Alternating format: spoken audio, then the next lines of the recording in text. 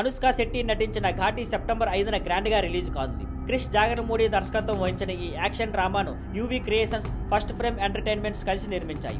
వాయిదాలు పడిన తర్వాత చివరకు ఈ సినిమా విడుదలకు రెడీ అవుతుంది. అయితే హీరోయిన్ అనుష్క ప్రమోషన్ ఈవెంట్స్ లో పాల్గొన్నారని నిర్మాత రాజీవ్ రెడ్డి కన్ఫర్మ్ చేశారు. సినిమా మొదలు పెట్టినప్పుడు మేము అన్ని విషయాలు మాట్లాడుకున్నాం. ఆమె ప్రమోషన్స్ కి రాలేనని అప్పుడే చెప్పింది.